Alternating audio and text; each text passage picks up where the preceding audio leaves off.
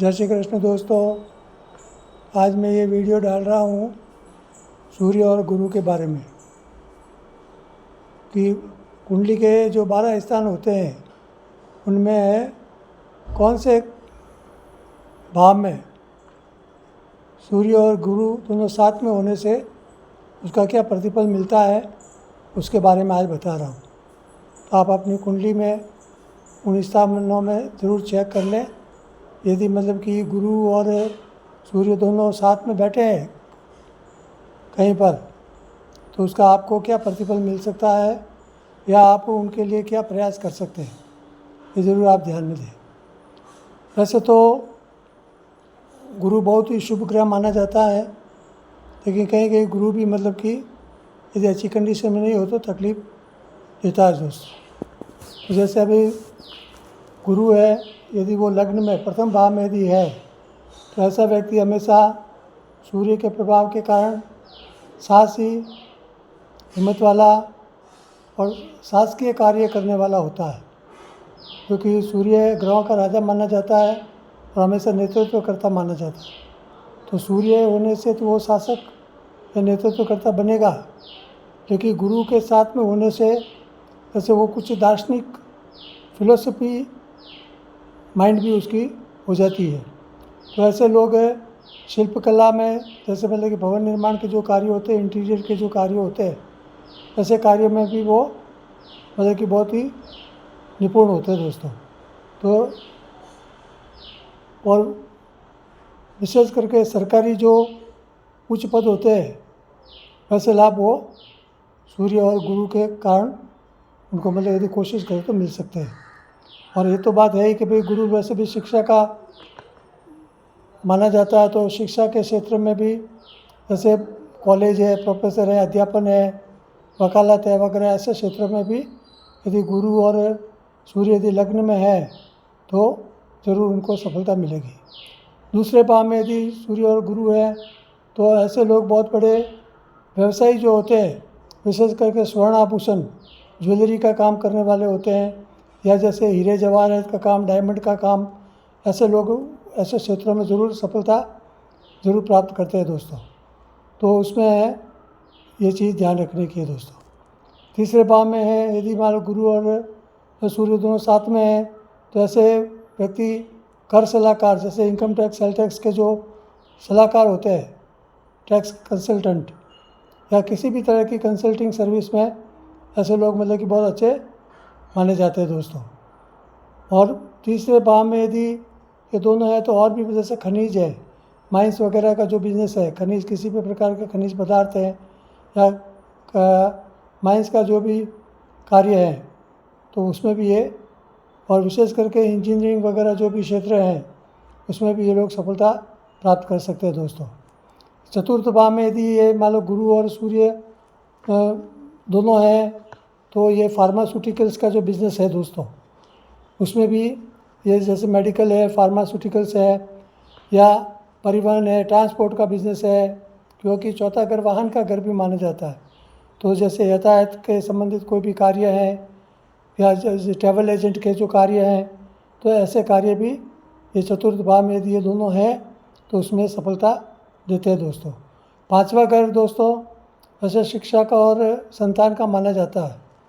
तो उच्च शिक्षा प्राप्त करके ये लोग जैसे न्यायाधीश बनना है, जज है, वकील है या और भी जैसे कर सलाहकार है, जैसे इनकम टैक्स, सेल टैक्स के जो कार्य है, सीए है, चार्टर्ड अकाउंटेंट का जो भी कार्य है, उसमें ये लोग सफलता जरूर प्राप्त कर सकते हैं दोस्तों। अब रहा छठा घर। छठे घर में मतलब दोस्तों ऐसे तो कोई भी ग्रह कितना भी शुभ हो वो हमेशा निर्बल हो जाते हैं दोस्तों। तो यहाँ सूर्य और मतलब गुरु दोनों यदि छठे घर में यदि साथ में हो, छठे भाव में, तो यहाँ ये उनको दुर्व्यसनी बनाते हैं दोस्तों, और मतलब रोगी भी बनाते थे, और मतलब शत्रुओं से हमेशा इनको किसी न किसी तरह का भय हमेशा रहता है दोस्तों। और विशेष करके स्त्रियों के प्रति ये बहुत ही ज़्यादा मतलब कि अनुरक्त रहते हैं, मतलब एक कामी प्रवृत्ति के हो जाते हैं दोस्तों। और दुर्व्यसनों से भी ये लोग ग्रस्त रहते हैं, या ये चीज़ छठे घर में इनको ये दुष्परिणाम इनके होते हैं। सातवें घर में यदि है तो ये स्त्रियों में हमेशा लोकप्रिय होते हैं और खुद ये स्त्री प्रेमी भी होते हैं दोस्तों।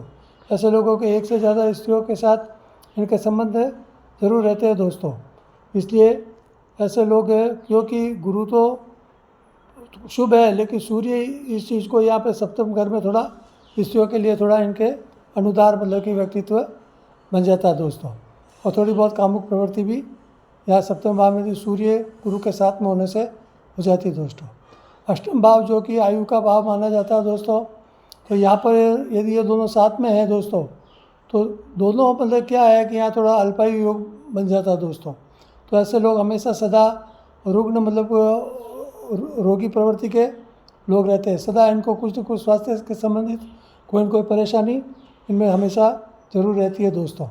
तो ये चीज़ ध्यान रखने की है, इसलिए इनको हमेशा अपने स्वास्थ्य के बारे में कुछ ज़रूर से ज़्यादा ख्याल रखना चाहिए दोस्तों। दूसरा है, ये हमेशा मानसिक तनाव में रहेंगे दोस्तों। इनको जैसे किडनी है, हार्ट के वगैरह ऐसे रोग भी यदि विशेष करके एक चीज़ और है दोस्तों, ये जो सूर्य और गुरु है, वैसे तो ये सामान्य मैं फल बता रहा हूँ, लेकिन मान लीजिए इनकी ये विषुवत दशा में है या गोचर दशा किसे कहते हैं, जैसे अभी करंट टाइम में आज की तारीख में ये मतलब कि ग्रह आकाश मंडल में कौन सी राशि में है, कहाँ है, वो यदि आपकी राशि के ऊपर यदि इफेक्ट कर रहा है आज, तो उसको गोचर दशा बोलते हैं।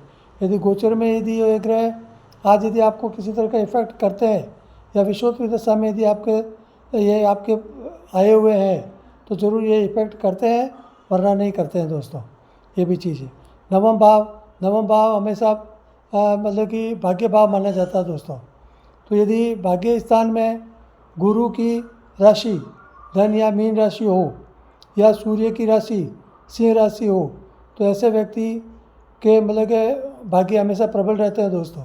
तो सूर्य की राशि होने से ये लोग यदि भाग्यश है आपकी कुंडली में, तो 22 से 24 साल की उम्र में आपको ज़रूर कुछ न कुछ आपका एक टर्निंग पॉइंट आएगा। उसे मतलब कि उस भाग्यश के कारण आपको ज़रूर कुछ न कुछ धन लाभ या आपके जीवन में कोई नई उन्नति का द्वार ज़रूर खुलेगा दोस्तों।